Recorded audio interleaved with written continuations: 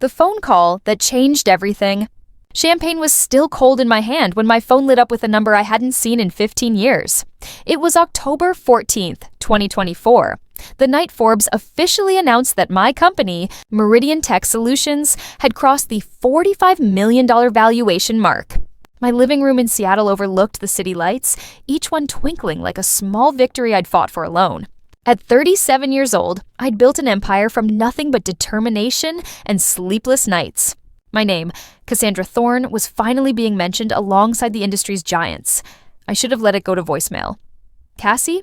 Sweetheart? It's Mom. The voice was older, wavering with an emotion I couldn't quite place. Hope? Nervousness? Calculation? My hand tightened around the champagne flute until I worried the stem might snap. We saw the article, she continued, not waiting for my response. Your father and we're so proud of you, honey. We always knew you'd do something special. The words hung in the air like smoke, beautiful and poisonous.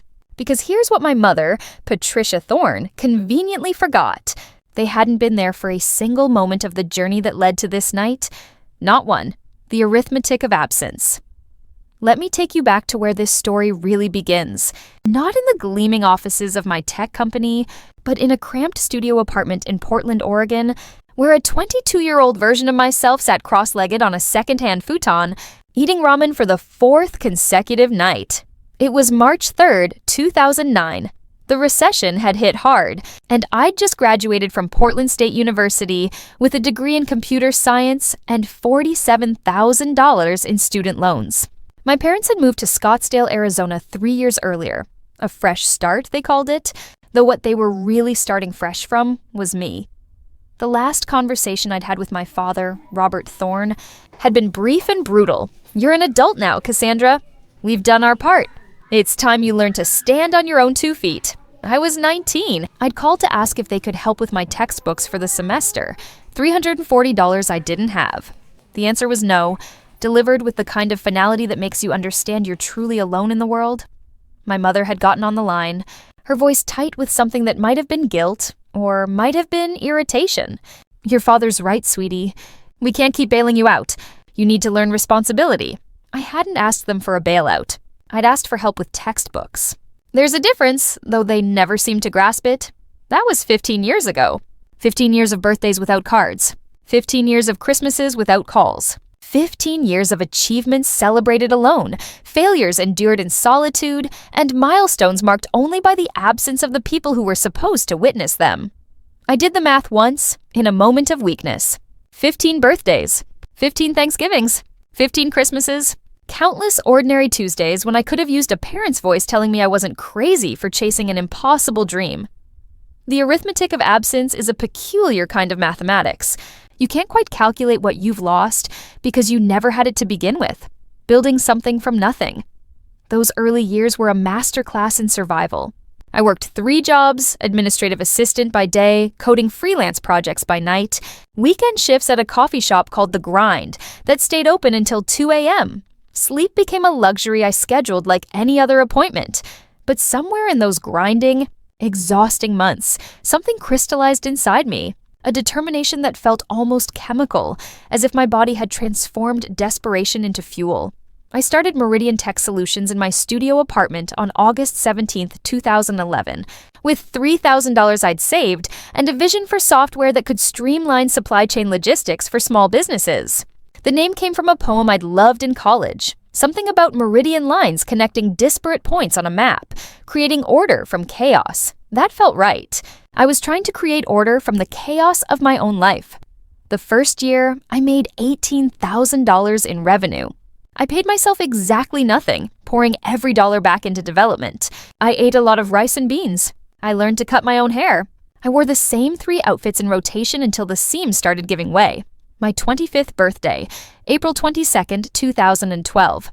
I spent coding until 4 a.m., then fell asleep at my desk with my forehead pressed against the keyboard. When I woke up, there was a pattern of QWERTY keys imprinted on my skin like a temporary tattoo. No card from my parents.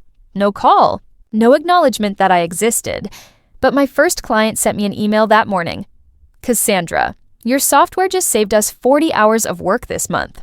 You're a lifesaver, I cried reading that email. Not because of the praise. though that was sweet. But because someone, somewhere, had seen the value in what I was building. Someone had witnessed my effort and deemed it worthwhile. That's all I'd ever wanted from my parents. Just to be seen. The slow build success, when it finally came, didn't arrive in a thunderclap. It accumulated like snow, silent, persistent, transforming the landscape one flake at a time. By 2014, Meridian had 15 clients and $340,000 in annual revenue.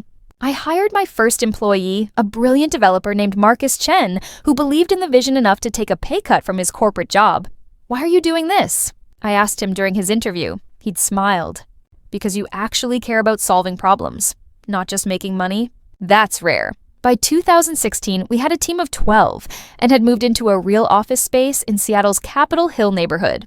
The move to Seattle had been strategic. Better access to venture capital, a thriving tech ecosystem, proximity to larger markets. It had also been emotionally necessary. Portland held too many ghosts of the girl I'd been, struggling and alone. My 30th birthday, April 22nd, 2017, I celebrated with my team.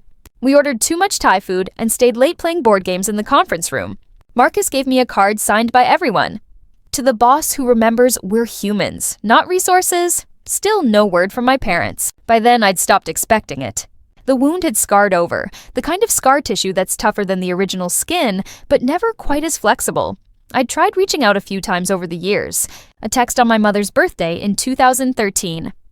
"Happy birthday, Mom. Hope you're well." No response. An email to my father in 2015 when Meridian hit its first million in revenue.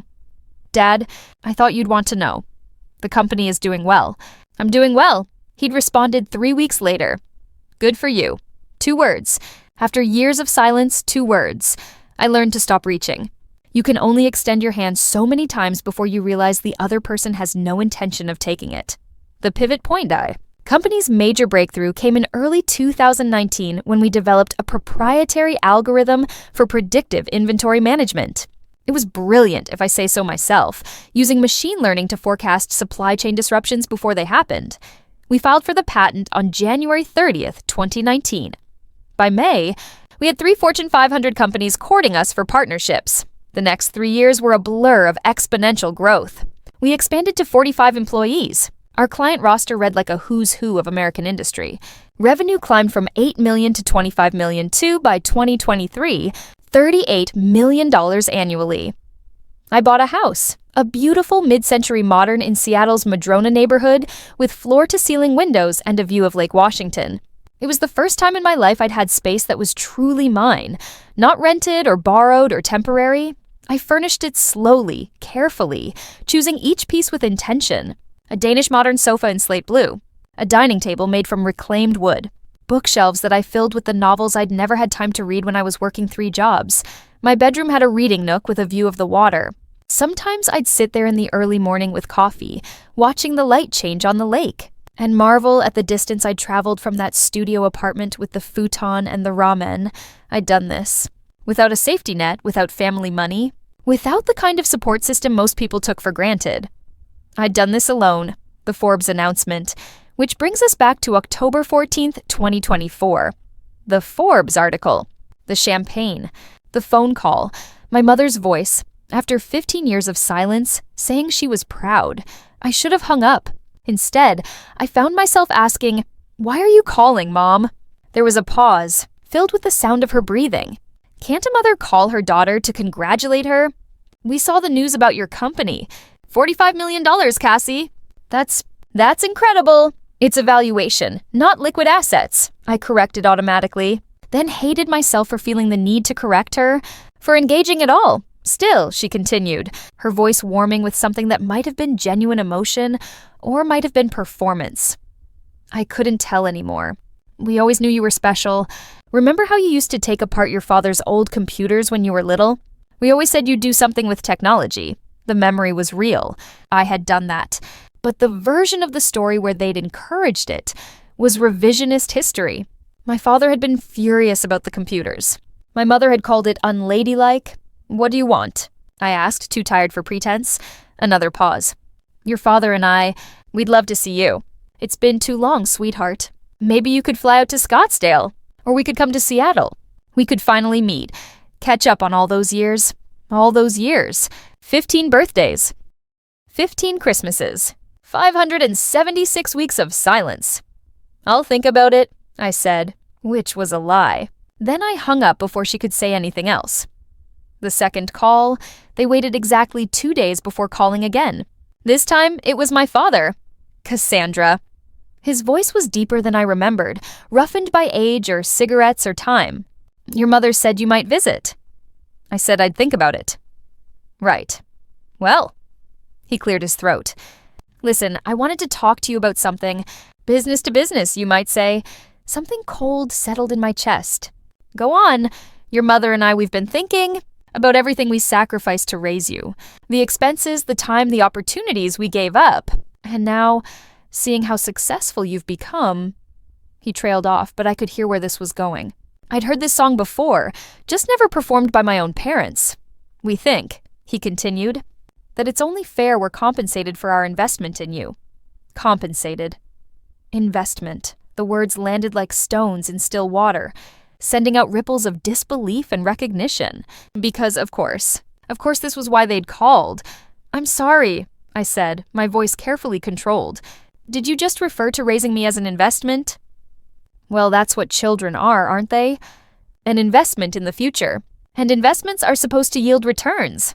I laughed. I couldn't help it. The sound came out sharp and bitter, nothing like my usual laugh. Dad, you haven't spoken to me in 15 years. You moved to Arizona and never looked back. What exactly are you claiming to have invested? We raised you for 18 years, Cassandra. Fed you, clothed you, put a roof over your head. Do you have any idea what that costs? Actually, yes. I do. My hand was shaking now, champagne long forgotten on the side table. I've been supporting myself since I was 19, since the day you told me I was on my own. So I know exactly what it costs to provide for yourself. And I know you don't get to claim credit for meeting the basic legal requirements of parenthood. That's not fair. What's not fair, I interrupted, my voice rising despite my best efforts, is calling after 15 years of silence to ask for money. What's not fair is treating your daughter like a lottery ticket that finally paid off. We're your parents, Cassandra. You deserve nothing, I said, and the words felt like cutting a tether I'd been dragging behind me for years. You made your choice 15 years ago. I've made mine now. I hung up. Then I turned off my phone and sat in the dark of my expensive house, crying for the first time in longer than I could remember. The email that followed, they sent an email the next morning. I should have deleted it without reading, but curiosity is a dangerous thing. Subject: fair compensation. Family discussion. Dear Cassandra, your father and I are disappointed by your reaction to our conversation. We understand you're emotional about money matters, but we think if you approach this rationally, you'll see we're being more than reasonable. We've calculated the costs of raising you from birth to age 18, including food, clothing, housing, $180,000, education expenses, school supplies, activities, $45,000, healthcare, insurance, co-pays, dental, $38,000, transportation, family vehicles, your insurance as a teen, $22,000, extracurriculars and enrichment, $15,000, birthday and Christmas gifts, $8,000 total investment, $308,000. We're not asking for the full amount, of course. We understand you have business expenses, but we think $500,000 would be a fair acknowledgement of everything we provided. It would allow us to retire comfortably and enjoy our golden years without financial stress. Think of it as finally paying back your parents for all those years we supported you. Every successful person honors their roots, Cassandra. This is your chance to do the right thing. We look forward to your response. Love, Mom and Dad. I read it 3 times, each time feeling a different emotion. First, disbelief. Second, rage. Third, something close to relief. Because this email, this itemized list of obligations, confirmed what I'd always suspected, but never quite allowed myself to believe. They'd never loved me. Not really. I'd been a project, an expense, a line item on a balance sheet, and now they wanted their money back. The consultation, I forwarded the email to my lawyer, Rebecca Santos, who'd been handling Meridian's legal affairs for the past 5 years. She was sharp, compassionate, and had once told me that her own mother had tried to sue her for emotional damages after Rebecca came out as gay. Some parents, she'd said, see their children as extensions of themselves rather than separate people. When the child becomes successful without them, it creates a kind of cognitive dissonance they resolve by claiming ownership of that success. She called me within an hour of receiving the email. Cassandra, I'm going to be blunt. This email is legally meaningless. Parents cannot bill their adult children for childcare retroactively. That's not how parental responsibility works, and no court would even hear this case. I know, I said. I wanted documentation. In case they try something, they won't, Rebecca assured me. This is a manipulation tactic, plain and simple. They're hoping you'll feel guilty enough to pay. Don't engage. Don't respond. And definitely don't send them any money. I wasn't planning to. Good. She paused. How are you doing? Emotionally, I mean. The question surprised me. Rebecca was my lawyer, not my therapist. But maybe that's what I needed. Someone to witness not just the legal absurdity, but the emotional devastation. I'm processing, I said carefully. It's strange. I spent years wanting them to acknowledge me, to be proud of me. And now that they finally have, it's the worst version of acknowledgement possible. It's a grief, Rebecca said softly. Grieving the parents you wish you had. That's valid, Cassandra. Don't let anyone, including yourself, minimize that. After we hung up, I sat with her words. Grieving the parents I wish I had, that felt true in a way that settled something in my chest. The public option. My CFO, Alicia Moreno, suggested we go public with the story. Not to shame them, she clarified when she saw my expression, but because I guarantee you're not the only successful person dealing with family financial extortion. Your story could help others set boundaries. We were in my office on October 20th, 2024, reviewing Q3 financials. But Alicia had known me long enough to recognize when I was distracted. I don't know, I said. It feels exposing. It is exposing. That's the point. Alicia leaned back in her chair, studying me with the kind of analytical gaze that made her brilliant at her job. You built this company on transparency and ethical business practices. This is just an extension of that. Transparency about the cost of success, including the personal costs. She wasn't wrong. Meridian's entire brand was built on authenticity, on rejecting the toxic hustle culture that dominated tech. We offered flexible work arrangements, generous parental leave, mental health support. I'd been open about my struggles, my failures, my journey. Why should this be different? Let me think about it, I said. I thought about it for 3 days. On October 23rd, 2024, I posted a thread on Twitter, not on the company account, on my personal one. Because this wasn't about Meridian. This was about Cassandra. Thread. My parents haven't spoken to me in 15 years. Last week, they called to congratulate me on my company's valuation. 2 days later, they sent an itemized bill for raising me and asked for $500,000 in compensation. Let's talk about family, success, and what we actually owe each other. 1:15. The thread went viral within hours. The response by the end of the first day, the thread had been viewed 8.3 million times. The comments were a mixture of support, disbelief, and stories from others who'd experienced similar situations. My mother sued me for $100K when I signed my first NBA contract. Said she invested in my basketball career. Judge threw it out and told her to be ashamed. Hoops Life 2024. Parents who abandon their kids and then show up demanding money when they succeed are the absolute worst kind of people. Stay strong, OP. Tech Mom 3000. This is elder financial abuse in reverse. You don't owe them anything. Anything. Any therapy threads, but there were also comments from people defending my parents. You should honor your mother and father. The Bible is clear on this. Oh, Faith First 77. They raised you for 18 years and you can't spare $500K? That's cold. And Family Values 2024. Maybe they need the money. Would it kill you to help them out? Just behind the judgment from strangers didn't sting as much as I'd expected. Maybe because I'd spent 15 years learning to validate my own experience, to trust my own truth regardless of external opinion. What did surprise me were the media requests. By October 25th, I'd been contacted by Good Morning America, The New York Times, NPR, and 3 different podcast hosts. I declined most of them. But I agreed to write an op-ed for the Times because I wanted to control the narrative, to tell the story in my own words rather than have it filtered through someone else's lens. The essay. The essay ran on November 3rd, 2024. Under the headline, "I don't owe my parents for not abandoning me sooner." I wrote about the studio apartment and the ramen, the 3 jobs and the student loans, the birthdays without cards and the Christmases without calls, the slow, grinding work of building something from nothing, without a safety net or support system. I wrote about the email with its itemized list, and what it revealed about how my parents had always seen me, not as a person, but as an asset. But I also wrote about the flip side. About the employees at Meridian who'd become my chosen family. About my mentor, Dr. Sarah Kim, who'd believed in me when I was just a scrappy freelancer with big dreams. About the therapist I'd started seeing in 2018 who'd helped me understand that healing doesn't mean forgetting, but rather integrating pain into a larger story of survival and growth. I wrote, "What we owe each other is not a financial transaction, but an emotional investment." Parents who choose to have children take on a responsibility that doesn't come with a refund policy. And children who grow up without that foundational support don't suddenly become indebted when they succeed despite the absence. I've built a life I'm proud of, a company that treats people with dignity, a home that feels safe, a community of chosen family who show up consistently and without conditions.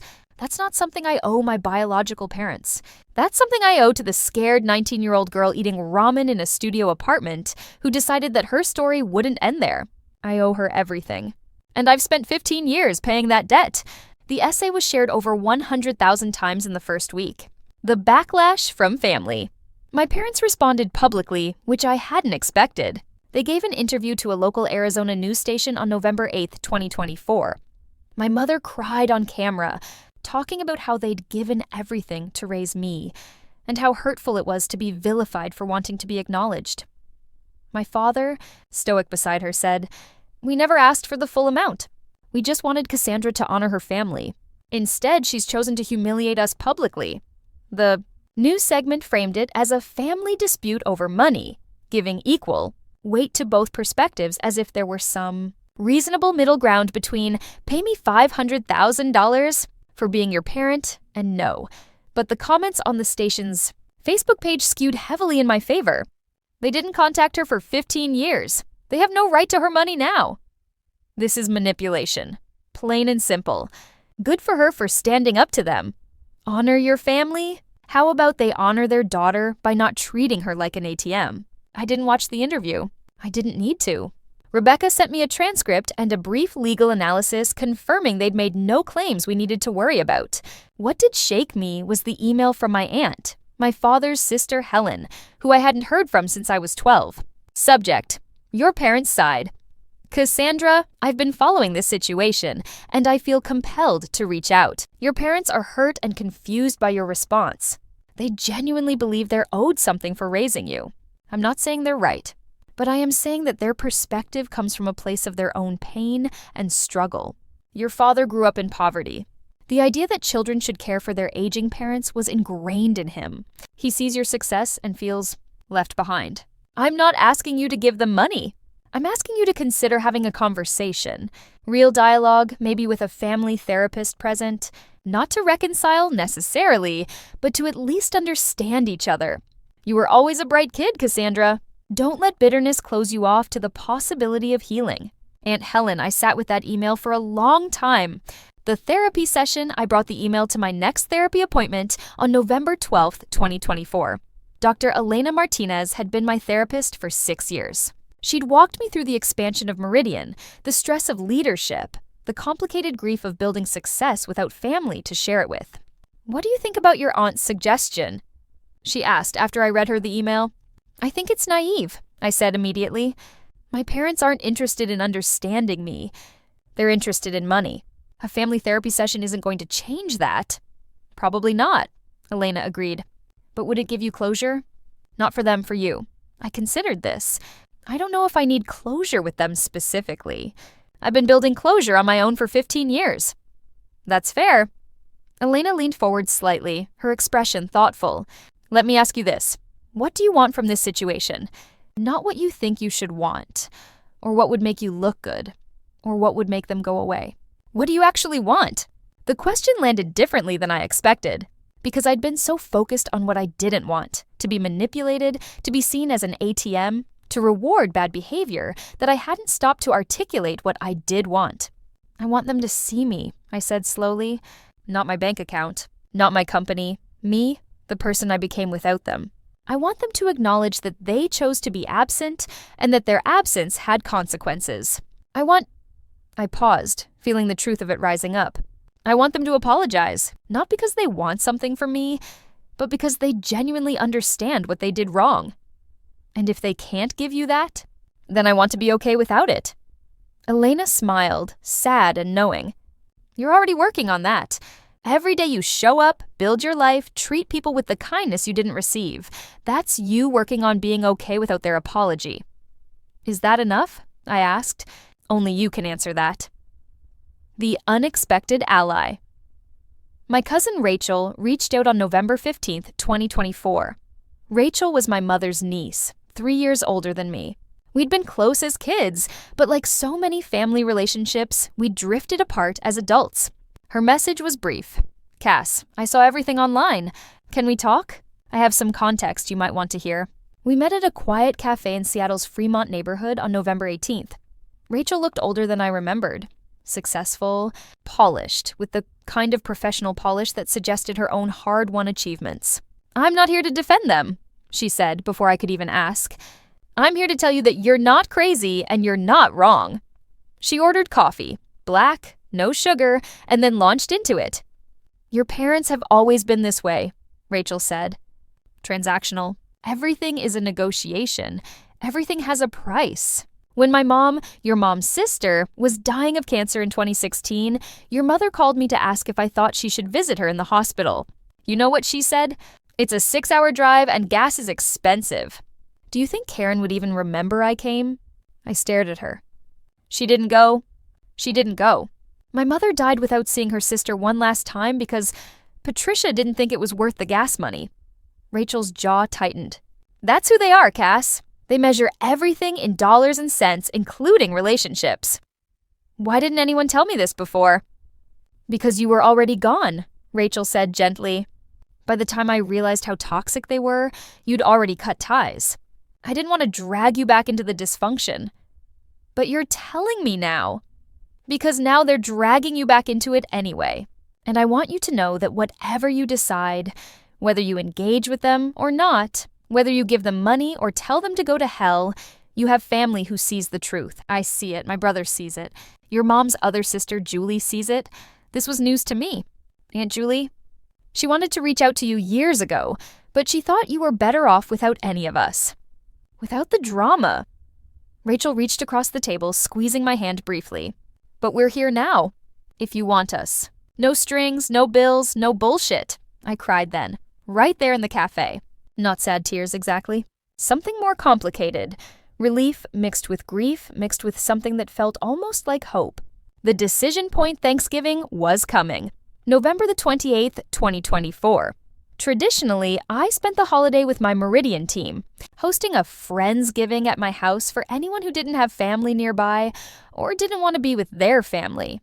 It had become a cherished tradition, something I looked forward to all year. But this year felt different, heavy with questions I hadn't fully answered. On November 20th, I made a decision. I sent an email to my parents. Not the response they wanted, but the response they'd earned. Subject: final communication. Like Mom and Dad, I've given your request significant thought and consideration.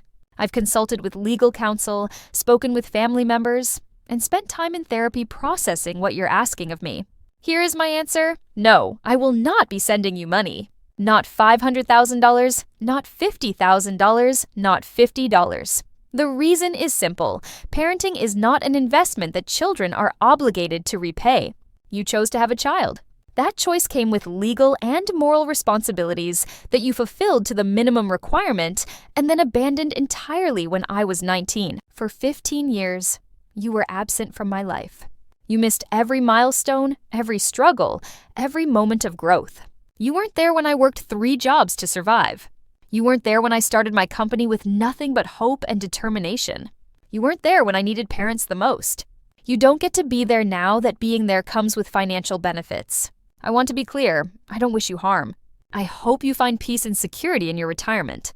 But I am not responsible for providing it, any more than I would be responsible for providing it to a stranger on the street. You made your choice 15 years ago when you decided being my parent was optional. I'm making mine now. This is the last communication you will receive from me. I wish you well. Cassandra, I hit send before I could second guess myself.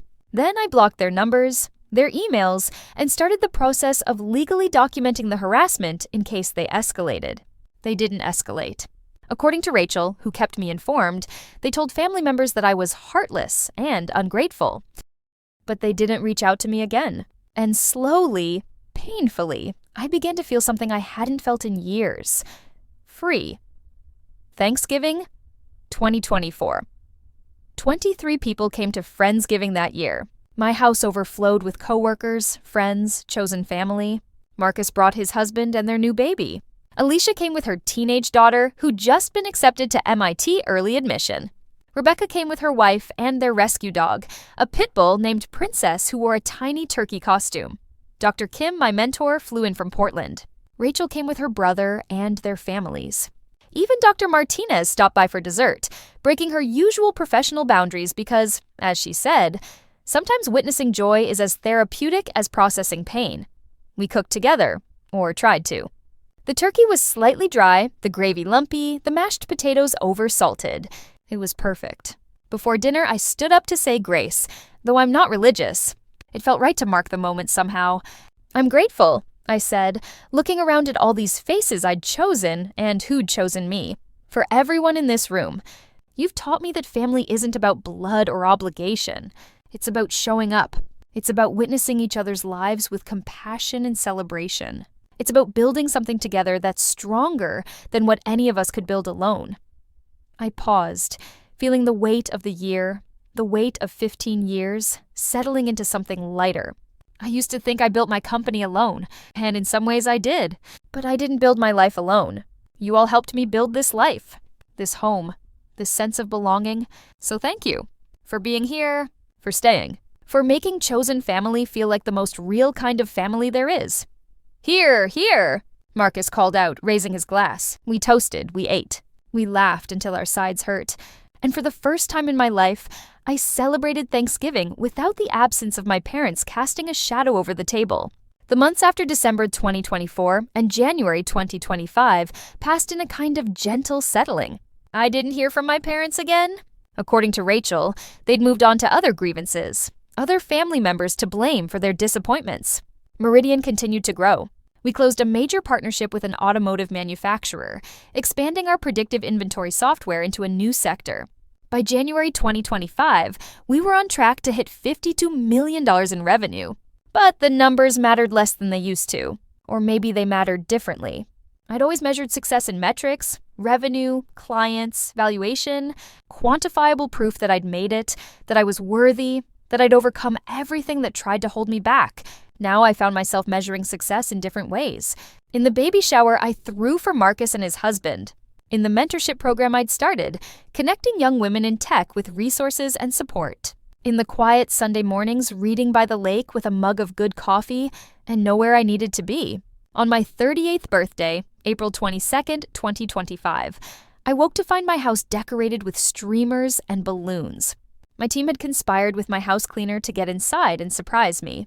There were cards signed by dozens of people, flowers from my investors, a video message from a client whose business we'd helped save during the pandemic, and a package from Rachel containing a photo album. Inside were pictures from my childhood that I'd never seen. My mother's sister Karen had kept them. Photos of me at various ages, gap-toothed and grinning, awkward tries continued and uncertain, bright-eyed and hopeful. There was a note from Rachel tucked inside. These were Aunt Karen's. She always said you were the smartest kid in the family, and she wished she'd been brave enough to reach out before she got sick. She wanted you to have these proof that you were always special, even when the people who should have told you that stayed silent. I cried over those photos for a long time, not because they made me miss my parents, but because they reminded me of that little girl who'd survived despite everything, who'd grown up to build something remarkable not because of her family, but in spite of them. That night, I had dinner with my chosen family at my favorite restaurant in Seattle. We took up 3 tables, spilling over with laughter and stories, and the kind of easy affection that comes from people who genuinely want to be in each other's lives. As I looked around the table, I realized something profound. I had everything I'd ever wanted. Not the money, though that was nice. Not the success, though that felt validating. But this community, belonging, people who showed up consistently and without conditions. I'd built that. Brick by brick, relationship by relationship, choice by choice. And I didn't owe anyone an apology for it. The interview in June 2025, I agreed to do a podcast interview with Brené Brown for her show Unlocking Us. I'd been a fan of her work on shame and vulnerability for years, and when she reached out specifically to discuss family estrangement and success, I said yes. The interview aired on June 14th, 2025, and became one of her most downloaded episodes. What do you think people misunderstand most about family estrangement? Brené asked. I thought carefully before answering. I think people assume estrangement is always bitter or angry, that there's this ongoing battle. But for me, it's been more like grief. I'm not angry at my parents anymore. I'm sad for them. Sad that they're so limited in their capacity to love that they reduced their daughter to a dollar amount. But I'm also sad for that little girl I was, who spent years wondering what was wrong with her, that her parents couldn't love her unconditionally. And now? Brené prompted gently. Now I know there was never anything wrong with me. The limitation was always theirs, not mine.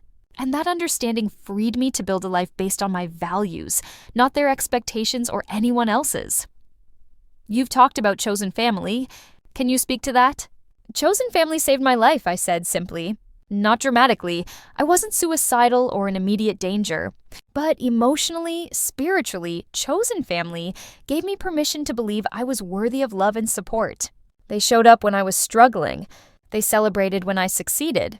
They witnessed my life in all its messy complexity without trying to extract value from me. That's beautiful, Brené said. And also heartbreaking that it's remarkable. That should be the baseline of how family operates. It should be, I agreed.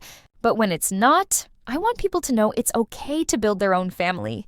It's okay to set boundaries with biological family, even if that means estrangement. It's okay to prioritize your mental health and well-being over other people's expectations of what family should look like. We talked for 90 minutes about the myth of the self-made success story, about the invisible cost of building a life without a safety net, about the unique grief of being estranged from living parents, mourning people who are still alive but fundamentally unavailable. After it aired, I received hundreds of messages from people who'd experienced similar situations. Adult children estranged from toxic parents, parents whose successful children had cut contact, people navigating the complicated terrain of family loyalty versus self-preservation. One message in particular stayed with me. I'm 24 and my parents kicked me out at 18. I'm in medical school now, working my ass off, and they just reached out asking if I could help out with their mortgage. Your story gave me permission to say no without guilt. Thank you for being brave enough to be public about this. That's when I realized the thread, the essay, the interview, they weren't just about my story. They were about creating space for others to tell theirs. The foundation, in August 2025, I announced the Meridian Independence Foundation. It was something I'd been quietly working on for months with Alicia and Rebecca, a nonprofit dedicated to supporting young adults who were building careers and lives without family support. We offered micro grants for education, housing assistance for students aging out of foster care, mentorship programs connecting young professionals with established leaders in their fields, and free therapy services for people processing family estrangement. The initial funding came from my personal wealth, $2 million to start, with a commitment to grow it significantly over time. At the press conference announcing the foundation on August 19, 2025, I explained the mission. I was lucky. I had skills that translated to financial success. I had access to student loans and a decent education. I had mentors who saw potential in me, but I know that for every person like me who makes it, there are dozens who don't, not because they lack talent or drive, but because the barriers are too high when you're doing it alone. This foundation exists to lower those barriers, to provide the support system that biological family should provide, but sometimes doesn't. To tell young people, you are not alone. You are not less than. You are worthy of investment, not because of what you might achieve, but because of who you are. I paused, looking directly into the camera. And to anyone out there dealing with family members who only showed up when you became successful, you don't owe them anything. Not money, not access, not emotional labor. You owe yourself healing. You owe yourself boundaries. You owe yourself the life you've built with your own two hands. The foundation's website crashed within an hour from traffic. By the end of the first week, we'd received over 10,000 applications for assistance. It was overwhelming and beautiful, and exactly what I'd needed to create meaning from pain. The unexpected letter. In September 2025, a letter arrived at my office. Not an email, an actual letter, handwritten on pale blue stationery. The return address was Scottsdale, Arizona. My first instinct was to throw it away unopened. But curiosity, that dangerous, persistent thing, won out. The letter was from my mother. Dear Cassandra, I'm writing because your father won't. He's too proud, too hurt, too convinced he's right. So I'm writing alone, which feels appropriate. I've been alone with my thoughts about you for months now. I'm not writing to ask for money. I need you to know that first. Whatever happens with this letter, I'm not asking for anything. I've been watching everything unfold. The Twitter thread, the essay, the interviews, the foundation. At first I was angry, defensive, convinced you were making us out to be monsters for wanting acknowledgement. But then I started really listening to what you were saying.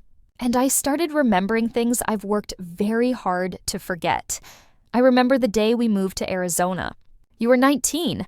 You came to the house to say goodbye, and I barely looked at you. I was so focused on the fresh start we were making, your father and I, that I didn't consider we were leaving you behind. I remember your 21st birthday. I thought about calling you. I picked up the phone 3 times, but your father said we needed to maintain boundaries, that you needed to learn independence, and I listened to him instead of my instinct. I remember every birthday after that, every Christmas, every milestone I justified not acknowledging because it had been too long, and reaching out felt more awkward than staying silent. I don't know when it became easier to stay absent than to bridge the gap, but it did. And by the time I realized what I'd lost, 15 years had passed. You asked what I wanted when I called after the Forbes article. The truth is, I didn't know. I think I wanted to be part of your success because I couldn't bear being part of your struggle. I wanted the easy relationship, the proud mother moment without having earned it. The money, that was your father's idea, but I went along with it. Because asking for money felt less vulnerable than asking for forgiveness. Money is transactional, clean. Forgiveness requires admitting I was wrong, and I've spent most of my life avoiding that admission. I was wrong, Cassandra. I was wrong to leave you when you were 19. Wrong to stay silent for 15 years. Wrong to reach out only when you became successful. Wrong to ask for money instead of simply saying, I'm sorry, I'm sorry. I don't expect these words to change anything. I don't expect you to want a relationship with me. I don't even know if I deserve the grace of you reading this letter all the way through. But I needed to say it. Not because it helps me, though maybe it does, but because you deserved to hear it years ago.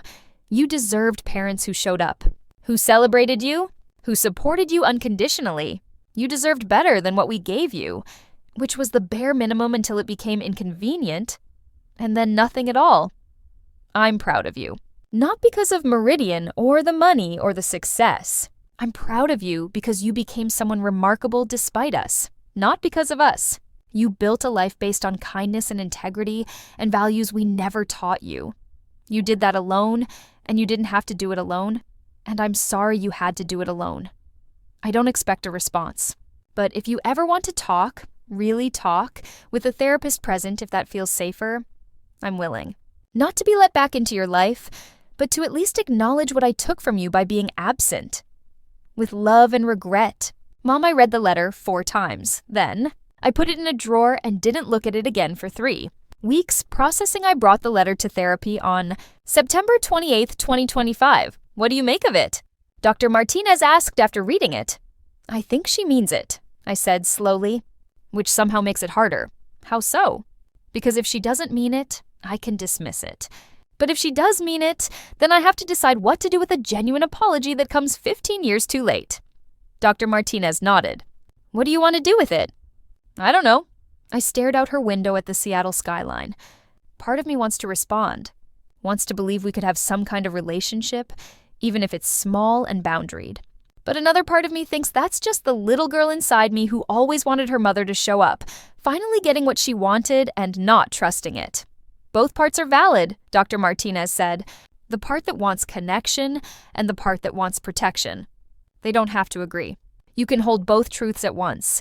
What if I respond and it goes badly? What if she's just more skilled at manipulation now? What if you respond and it goes well? What if she's genuinely changing? Dr. Martinez leaned forward. Cassandra, there's no wrong answer here. You can respond or not respond. You can open a door or keep it closed. Whatever you choose, you're allowed to change your mind later. This isn't a binding contract.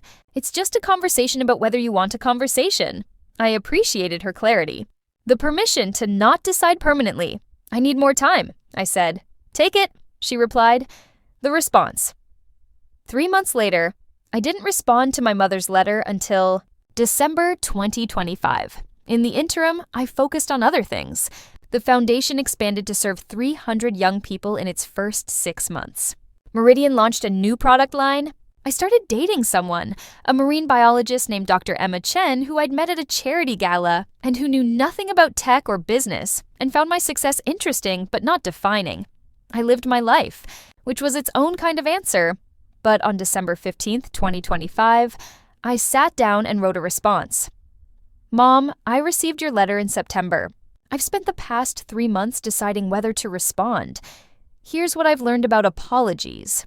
They're meaningful when they come without expectation. You said you don't expect a response or a relationship. I appreciate that. It makes your apology feel more genuine. I also appreciate your honesty about why you asked for money, that it felt less vulnerable than asking for forgiveness. I understand that in a way that makes me sad for both of us, sad that we live in a culture where financial transactions feel safer than emotional ones. Here's what I need you to understand. I've built a life I love. I have people who show up for me consistently and without conditions. I have a career that fulfills me and a sense of purpose that gets me up in the morning. I have healed from the wounds of your absence as much as anyone heals from childhood pain. Your apology doesn't undo 15 years. It doesn't give me back the mother I needed when I was struggling. It doesn't erase the birthdays you missed or the milestones you weren't there for. But it does matter.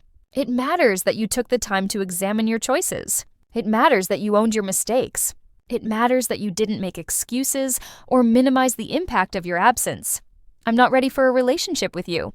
I might not ever be ready for that, but I'm willing to have a conversation.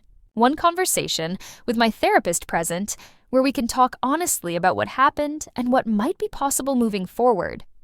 I'm not promising anything beyond that conversation. Not reconciliation, not regular contact, not a mother-daughter relationship as you might imagine it, but I'm willing to see if there's something honest and boundaried we could build. Not out of obligation or guilt, but out of a genuine curiosity about whether two people who share DNA but not history can find some kind of mutual respect. If you're interested, let me know. We can schedule something for early 2026. Cassandra sent it before I could second-guess myself. My mother responded within 24 hours. Yes, thank you. I'm interested. I'm grateful. I'll be there. The conversation we met on January 15th, 2026, in Dr. Martinez's office. My mother looked older than I remembered. 72 now, with silver hair and lines around her eyes that spoke of years I hadn't witnessed. She wore a simple blue sweater and held her purse in her lap like a shield. Thank you for coming, I said formally. Thank you for giving me the chance, she replied. Dr. Martinez facilitated with skill and compassion, keeping us focused when emotions ran high, calling out avoidance when either of us tried to deflect.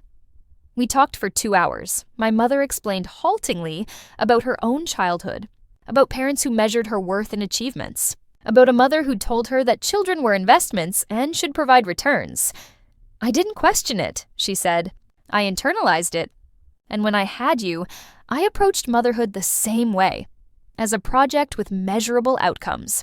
When you needed things I couldn't provide, I saw it as failure. So I retreated. Why didn't you just stay in touch? I asked. Even without financial support, why cut off all contact? She looked down at her hands. Shame.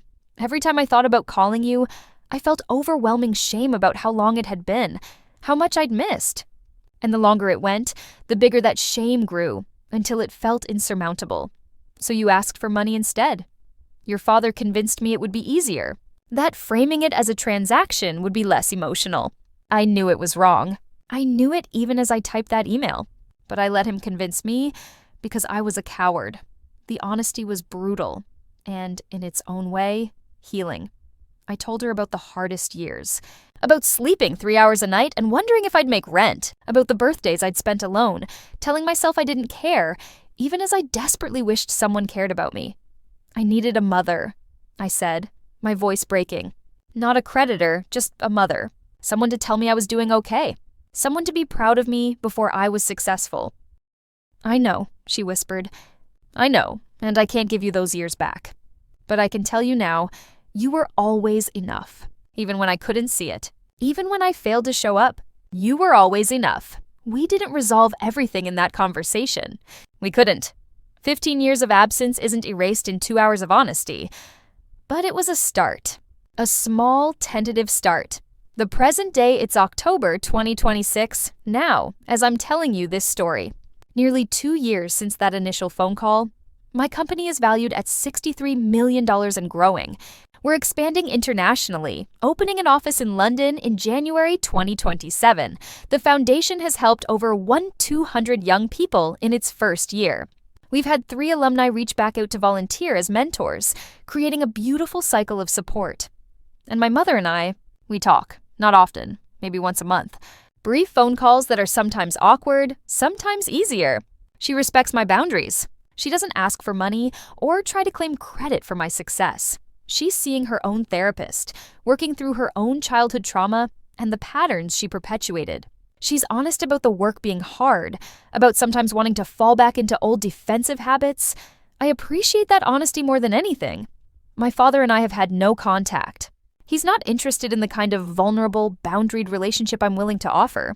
He wants what he's always wanted: credit without effort, respect without earning it, money without acknowledging he has no right to it. So he gets nothing. And I'm at peace with that. This isn't a story about forgiveness or reconciliation. Not really. It's a story about boundaries and self-worth and the families we choose when the families we're born into fail us. It's a story about building something remarkable, not because of where you came from, but despite it. Epilogue. What I've learned? If I could talk to that 19-year-old girl eating ramen in a studio apartment, here's what I'd tell her. You're going to make it. Not easily, not quickly, but you're going to build something incredible. Trust your instincts.